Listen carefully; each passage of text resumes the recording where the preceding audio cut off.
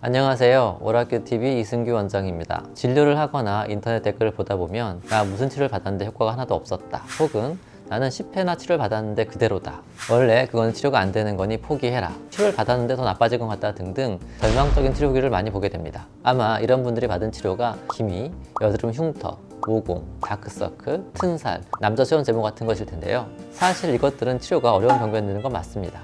하지만 그렇다고 치료가 안 되는 것이냐? 난이도의 차이가 있기는 하지만 당연히 모두가 치료가 가능한 병변들입니다. 그러나 문제는 이 병변들이 일반적으로 완치되기까지는 치료 기간이 매우 오래 걸린다는 점인데요. 게다가 피부과적 지식이 부족하고 경험이 많지 않다면 잘못된 진단을 하기도 하고 그에 따라 잘못된 치료를 진행하면 병변이 더욱 악화되는 경우도 많습니다. 그리고 더 중요한 것은 이 병변들은 한 가지 치료만으로는 치료하기가 어렵고 환자분의 상태에 따라 여러 가지 치료를 복합적으로 사용한다는 점입니다. 요즘 어떤 레이저가 피부에 좋다더라 라는 인터넷의 바이럴 광고성 글을 보시고는 해당 레이저 치료만을 받으러 가시게 되면 망하는 경우가 발생할 수 있습니다. 따라서 꼭 원장님과 상담을 받으시고 신뢰하실 수 있는 원장님께 치료받으시길 권장드립니다. 상담실장님과의 상담은 추천드리고 싶지 않습니다. 오늘은 앞서 말씀드린 치료가 까다로운 병변 중 대단히 많은 분들이 고민하고 계시는 여드름 흉터에 대해서 설명드리고자 합니다. 우선 여드름 흉터는 어떻게 생기는지에 대해 알아보겠습니다. 맨 처음 모낭에 피지가 고여 좁쌀여드름이 발생하고 그 피지에 세균이 증식해 염증이 생기게 되면 우리가 일반적으로 알고 있는 염증성 여드름이 됩니다. 이때 염증이 작게 생기면 흉터 없이 깨끗하게 치유가 될 수 있으나 염증이 터지면서 너무 커져버리면 진피층의 콜라겐 등이 다 녹아서 고름이 되어버립니다. 이 염증이 완화된 이후에도 진피층 콜라겐이 사라졌기 때문에 완벽히 복원되지 못해 움푹 패이는 흉터를 만들게 됩니다. 즉, 움푹 패인 흉터는 콜라겐의 소실로 발생한다는 것이죠. 그럼 치료를 어떻게 할 것이냐? 그냥 콜라겐을 주사해 흉터를 채워버리면 좋겠지만 아직까지 그런 콜라겐은 없는 상태입니다.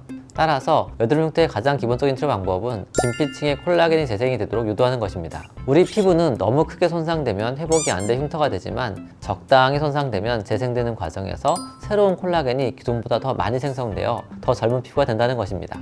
즉, 여드름 흉터 치료의 포인트는 피부를 적당히 손상시킨 후에 재생시켜 기존보다 많은 양의 콜라겐을 재생시키는 것입니다. 피부를 손상시킨 후 콜라겐을 재생시키는 방법은 매우 다양합니다.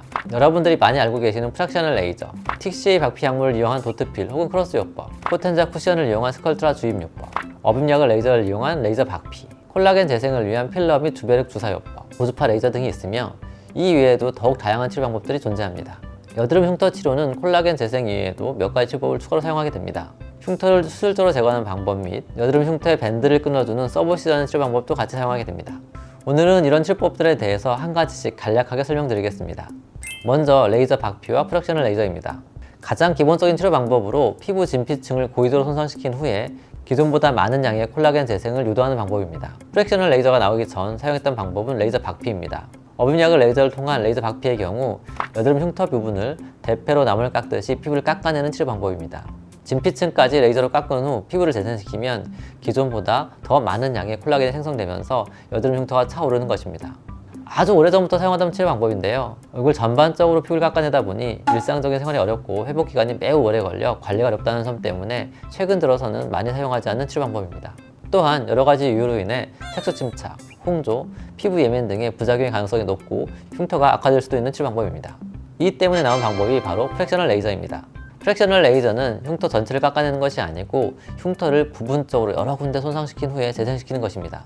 개별 상처가 매우 작기 때문에 회복이 빠르고 일상생활에도 큰 지장을 초래하지 않습니다.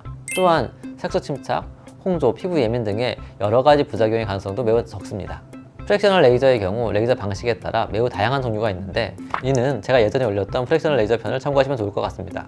제가 여드름 흉터에 주로 사용하는 프랙셔널 레이저는 CO2 방식과 어빔 글래스 방식입니다. 저는 CO2가 여드름 흉터에서는 가장 좋다고 생각하는데요. CO2의 경우 피부를 직접적으로 태워서 손상시키기 때문에 가장 강력한 콜라겐 재생을 유도할 수 있습니다. 다만 문제는 CO2의 특성상 진피층 깊은 곳까지 레이저를 조사하기 힘들다는 점인데요. 이 때문에 레이저가 피부를 얼마나 깊이 뚫을 수 있느냐도 레이저 장비를 선택함에 있어서 매우 중요합니다.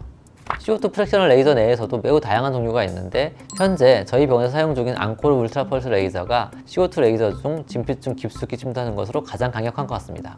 하지만 이 레이저의 가격이 너무 사악하다. 반면 어분 길레스 방식 프랙셔널 레이저는 CO2 방식보다 진피층 깊숙이 침투할 수 있는 장점이 있습니다. 또한 CO2와는 다르게 피부를 태우지 않고 열 손상만 주는 방식이라 부작용이 더욱 적고 안전하여 얼굴 전반적으로 더욱 촘촘하게 사용할 수도 있습니다. 그러나 피부에 대한 열 손상이 매우 약하기 때문에 피부를 태워버리는 CO2에 비해 콜라겐 재생 능력이 떨어지는 편입니다. 이런 두 프랙셔널 레이저들의 장단점을 활용하여 환자분들의 상황에 맞게 레이저를 사용하고 있습니다. 저는 어분 글래스 방식의 프랙셔널 레이저로 아이콘 XD를 사용 중인데요. 아이콘 XD의 특징은 다른 레이저에 비해 프랙셔널 팁이 돌출되어 피부를 누르면서 레이저를 조사하게 됩니다. 이로 인해 표피층 손상은 줄이면서 좀 더 깊고 강력하게 레이저를 침투시킬 수 있습니다. 다음으로는 TCA 박피를 이용한 도트필 혹은 크로스요법입니다. 이는 피부 박피에 이용하던 TCA 약물을 여드름 흉터 부분에 찔러 넣어 피부를 손상시키는 것입니다. 박피약을 도포하면 피부가 하얗게 변한 후 딱지가 않고 수일 후에는 딱지가 탈락하게 됩니다.